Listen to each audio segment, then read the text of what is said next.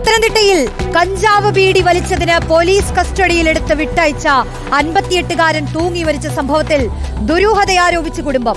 Postmortem റിപ്പോർട്ടിൽ വാരിയെല്ലിന് ക്ഷതവും ദേഹമാസകലം പരിക്കും കണ്ടെത്തി. വരയന്നൂർ സ്വദേശി സുരേഷിന്റെ മരണത്തിൽ അന്വേഷണം വേണമെന്ന് ബന്ധുക്കൾ ആവശ്യപ്പെട്ടു.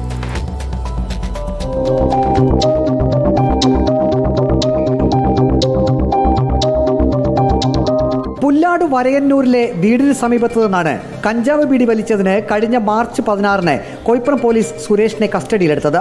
ചോദ്യം ചെയ്ത ശേഷം ജാമ്യത്തിൽ വിട്ടയച്ചു. കേസും രജിസ്റ്റർ ചെയ്തു. മാർച്ച് 19-ന് സുരേഷിനെ വീണ്ടും പോലീസ് സ്റ്റേഷനിലേക്ക് വിളിപ്പിച്ചു. ചോദ്യം ചെയ്ത ശേഷം പോലീസ് വിട്ടയച്ചു. മാർച്ച് 22-ന് സുരേഷിനെ കോന്നി ഇളകൊള്ളൂരിൽ മരത്തിൽ തൂങ്ങി മരിച്ച നിലയിൽ കണ്ടെത്തി. പോസ്റ്റ്മോർട്ടം റിപ്പോർട്ടിൽ വാരിയെല്ലുകൾക്ക് ക്ഷതവും ദേഹമാസകലം പരിക്കുമുണ്ടെന്ന് സൂചിപ്പിച്ചിരുന്നു. തൂങ്ങി മരണമാണെന്നും പോസ്റ്റ്മോർട്ടം റിപ്പോർട്ടിൽ പറയുന്നു. കോന്നി പോലീസ് അസ്വാഭാവിക മരണത്തിന് കേസെടുത്തിരുന്നു.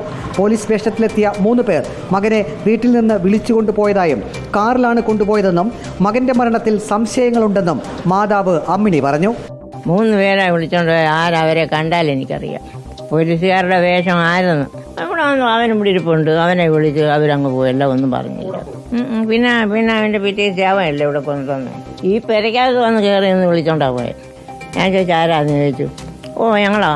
ഞാൻ ചോദിച്ചു നിങ്ങൾ നന്നായി ഇരിക്കുന്നു പറഞ്ഞു. ഞാൻ പറഞ്ഞു കസേരയുണ്ട് കിടക്കുന്നു, ഇരിക്കാൻ പറഞ്ഞു. ഞാൻ ഇരിക്കുന്നില്ല. ബാബു പോയി വാടാ ബാബു എന്ന് വിളിച്ച് അവൻ അവരെ കണ്ണിലോട്ടൊന്ന് നോക്കി അവരുടെ കൂടെ എഴുന്നേറ്റ് അങ്ങ് പോവുകയും ചെയ്തു. ഇത്രയും എനിക്കറിയാം. വീട്ടിൽ നിന്നും കിലോമീറ്ററുകൾ ദൂരെ പോയി സുരേഷ് ആത്മഹത്യ ചെയ്തുവെന്ന് വിശ്വസിക്കുന്നില്ലെന്നും സുരേഷിനെ വീട്ടിൽ നിന്ന് കൂട്ടിക്കൊണ്ടുപോയവരെ കണ്ടെത്തണമെന്നും സഹോദരൻ സജി പറഞ്ഞു.